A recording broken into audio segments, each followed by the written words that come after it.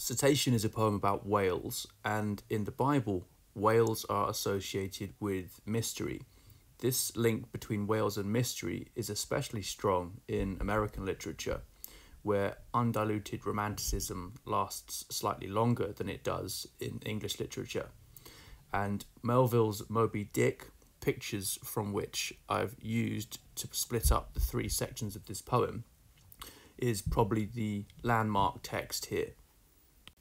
His whale suggests not only the mysteries of the biblical Leviathan, but also many other mysteries as well. It's interesting that in Canadian literature, the wilderness is often Leviathanic as well. So in E.J. Pratt's Towards the Last Spike, 1952, for example, epic railway building is a contest with an awakened reptilian monster of primordial malice and leviathanic characteristics. Margaret Atwood also has a very powerful image in her Progressive Insanities of a Pioneer, published in 1968, where the settler loses all hold on reality as the green vision, the unarmed whale, invaded. Nature, the wilderness itself, is presented as a whale. Because of the biblical story of Jonah, the whale is also particularly associated with containing and concealing. So the point to realise here is that by writing a poem about whales, the poet is immediately placing himself within that broader tradition. The poem is engaged in a conversation with the texts that have gone before it about the deeper meanings or messages of whales.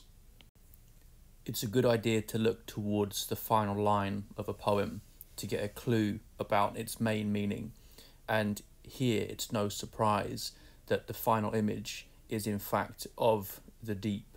So this is a poem about an exploration of what lurks in the deep and about what its deeper meanings might be. As the exam board's learner's guide recommends, I've split the poem into three sections. Setting out on the voyage to see the whales appearing, and then the whales disappearing. Remember that your sections don't have to be of equal length. You just look for turning points or shifts in the poem. The title is interesting because it sets a scientific tone, and this is continued in the tone of the first stanza, which seems almost documentary-like in style. It focuses on the facts of who, what, where, when, and why. The "and" here suggests that the first sentence is a compound sentence, two clauses joined together. But in fact, there's only one main clause, we did. Because from out of Fisherman's Wharf down to blue whales is in fact not a sentence. The subject, our vessel, lacks a verb. We could put one in by including went, for example. Out of Fisherman's Wharf, San Francisco, Sunday, early. Our vessel, bow to stern, some 63 feet, went to observe blue whales, and we did. But there's no verb there. So this means it's a fragment, and this gives the impression of rapidity. It's a quick sketch of sensory impressions. You could argue that this conveys the sense that the speaker is in a rush to get out to see the whales. This means the mood at the outset, despite the scientific tone, is actually excited. Note how the syntax is also used. Normally, we start sentences with the subject, which in this case in green is our vessel. But here, we begin with other details. What's the effect of this? Well, starting with out, which is a stressed syllable at the start of the line, gives us the idea of release or escape from the city. Out of Fisherman's Wharf, San Francisco, Sunday, early. The word order stresses what is most important. Note how it's also a Sunday, and think about the traditional associations of the Sabbath with rest and worship. Is there a sense in which the attention being directed to the whales is approaching awe or reverence? Observe means both to look at something very carefully in scientific detail, which goes alongside the tone that the title Cetacean established.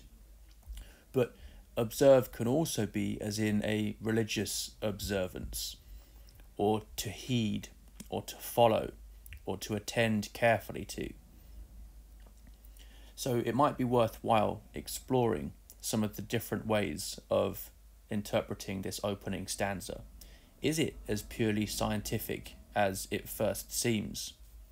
With the appearance of the whales, a few things stand out. Think about why they are said to be as grey as slate. The main point here is the similarity in colour, but if we probe a bit deeper than that, things start to get interesting. Slate splits very readily. This might establish something about the fragility or vulnerability of the whales, an idea which is also developed in the attention given to how tiny their dorsals are, which is repeated later on by mentioning that they are diminutive. Even more interesting perhaps, slate is also used for writing on, as in a tablet of slate. This is one of the main ideas of Moby Dick, for example, that the whale itself is a kind of blank canvas on which we write our own interpretations of it. On some level, perhaps, then, this poem is not just about whales, but about artistic inspiration. The whale as muse, or ultimately, nature's mysteries as muse. Columns is also significant because in addition to giving us an image of the high, narrow jet of water that the whale sprays, it also, as an architectural metaphor, suggests the idea of support. Only rarely do columns stand alone as monuments, as in Nelson's column in London, for example, or Trajan's column at Rome. And even if you interpret it as a standalone monument column, then in a sense it's still a monument to nature's mystery and magnificence. But as a supporting column, then it's interesting that the whale is associated with the idea of the intersection of heaven and earth, comprising and embracing opposites. The phrase, "in the belly of the beast," comes from Jonah and Leviathan, and the idea of a return to life from death. So this column image develops further our sense of the whale as mysterious and important. Note how the sounds of this stanza convey this sense of mystery and harmony. Blue, began, break, blows, as soon as, surface, straight, slim, sprays. In observing the blue whales scientifically, the speaker also seems to be partly falling under their spell. As the whales disappear, the expanse of their backs is an image not only of their great size, but also of the sense of what mysteries they might contain that we don't know. It's about their wide extent, not only physically, but also psychologically or mythically. The wide expanse of meaning, its great length and breadth. The way this expanse is said to hove into our view suggests the idea of effort or force, reminding us of the whale's great size, and yet there's also the sense in which hove means to raise or to elevate. And what we've had is a kind of raising or elevation of the speaker's perspective up into the air 30 feet or more with the columns.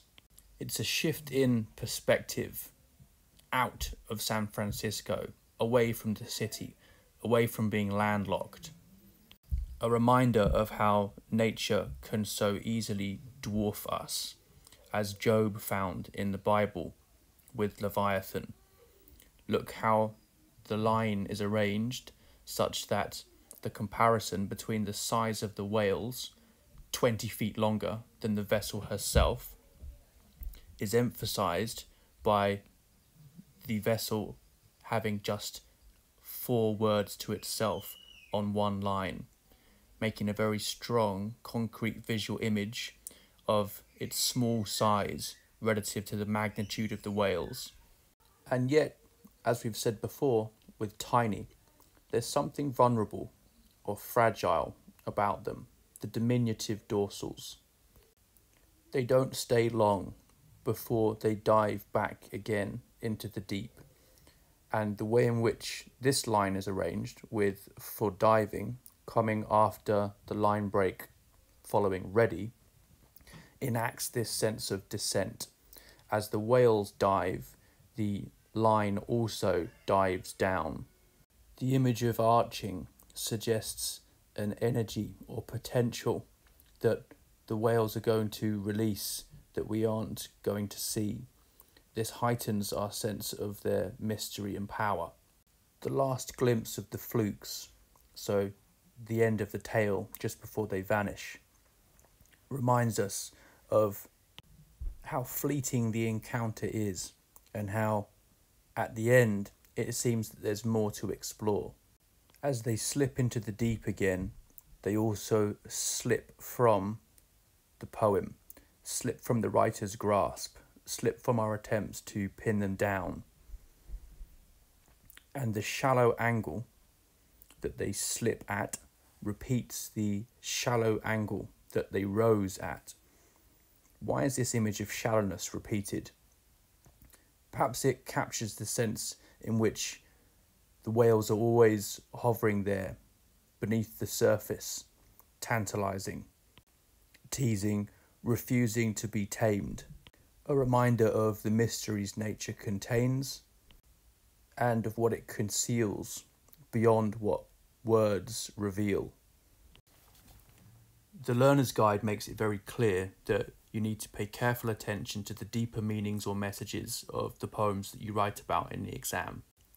Here's an example of a student paragraph which you can see another student has annotated saying need to go back to deeper meaning. I think that's a good comment to upgrade this paragraph. Overall, Redding's concluding image of the whales slipping down under again at a shallow angle has a significant effect on, because this is the first time in the poem where Redding himself is seemingly slipping back into poetic devices by way of repetition. He has tried so hard to avoid poetic devices because he is attempting to produce a prosaic documentary about the whale, but he cannot resist going back to these devices, and thus the poem ends here. I like the way in which this student has identified a shift towards more poetic language towards the end of the poem and contrasted that with the prosaic tone of the beginning. But the question of why we have shifted towards more poetic language is unanswered. We need to think what it is about the whales that is inviting this more poetic treatment. And there you might go back to the beginning and think about some of the latent mysteries that were there right from the start. The excited, eager, almost breathless tone as the speaker left the port to go and see the whales. More attention could also be given to the meaning and connotations of slipping here, and the same goes for shallow as well. Make sure that your last paragraph really impresses the examiner with a very careful account from you of why a particular quotation best sums up your sense of the poem.